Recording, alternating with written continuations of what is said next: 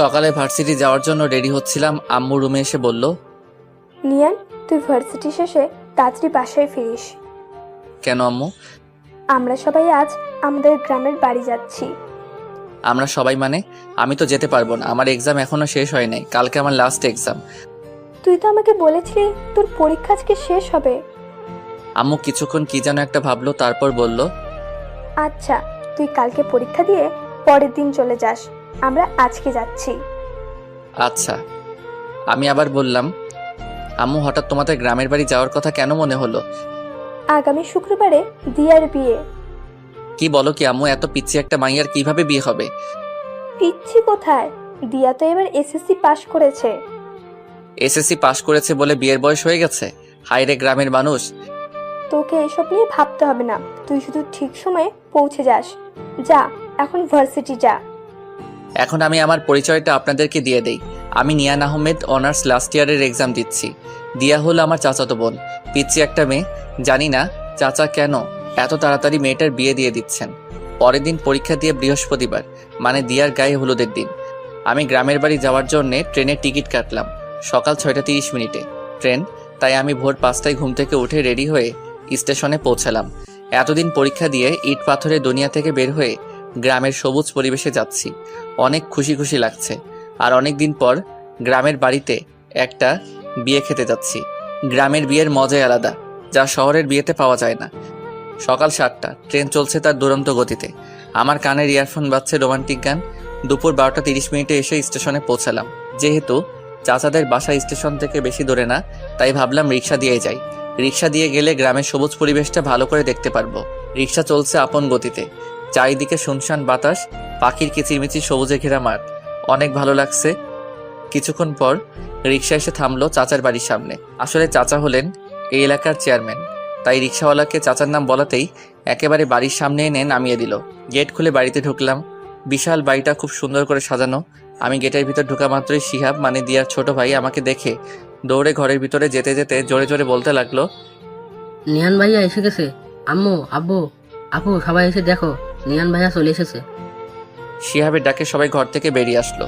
সারা বাড়ির সব আত্মীয় স্বজন বেরিয়ে এসে আমাকে ঘিরে দাঁড়ালো। সবাই আমার দিকে তাকিয়ে আছে। আমি বুঝলাম না সবাই আমাকে দেখে এরকম রিয়্যাক্ট করছে কেন, আর সবাই আমাকে এরকম ভাবেই বা দেখছে কেন। দিয়াকে দেখলাম সবার পিছনে দাঁড়িয়ে আছে, আমার দিকে একবার তাকাচ্ছে আর একবার লজ্জা পেয়ে চোখ নিচে নামাচ্ছে। আমি কিছুই বুঝতে পারছি না কি হচ্ছে এসব। হঠাৎ চাচা বললেন, চলো তোমরা সবাই জামাই বাবাজিকে নিয়ে ঘরে যাই। জামাই বাবাজি মানে? চাচা জামাই বাবাজি কাকে বলছে? আমি আমার পেছনে তাকালাম, না, আমার পেছনে তো কেউ নাই। তাহলে চাচা কাকে জামাই বাবাজি বলল? আমি চিন্তায় পড়ে গেলাম। আমাকে চিন্তিত দেখে আম্মু বলল, এই নিয়ান, কি ভাবছিস এত? তোকে কিছু ভাবতে হবে না, চল ঘরে চল, আমি তোকে সব বুঝিয়ে বলছি। আম্মু আমাকে রুমে নিয়ে গেল। আমি বললাম, আম্মু এসব কি হচ্ছে? আমি কিছুই বুঝতে পারছি না। আর চাচা আমাকে জামাই বাবাজি বলছে কেন? নিজের মেয়ের হবু স্বামীকে জামাই বাবাজি বলবে না তো কি বলবে? মানে আমি? তুই দিয়ার হবু বর, আগামীকাল তোদের বিয়ে। আম্মু, কি? আমার পক্ষে এই পিচ্চিটাকে বিয়ে করা সম্ভব না। হঠাৎ আব্বু রুমে ঢুকে বলল, কি বললি তুই? হ্যাঁ আব্বু, আমি এই বিয়েটা করতে পারবো না। আর তাছাড়া আমার কি বিয়ের বয়স হয়েছে? আমার তো অনার্সই শেষ হয় নাই। শেষ হয় নাই তো কি হয়েছে? বিয়ের পর অনার্স মাস্টার সবই করবি। আব্বু, আমি আর কোনো কথা শুনতে চাই না। এই বলে আব্বু আম্মু দুজনেই রুম থেকে বেরিয়ে গেলেন। পরের দিন একরকম জোর করে আমার বিয়েটা হয়ে গেল।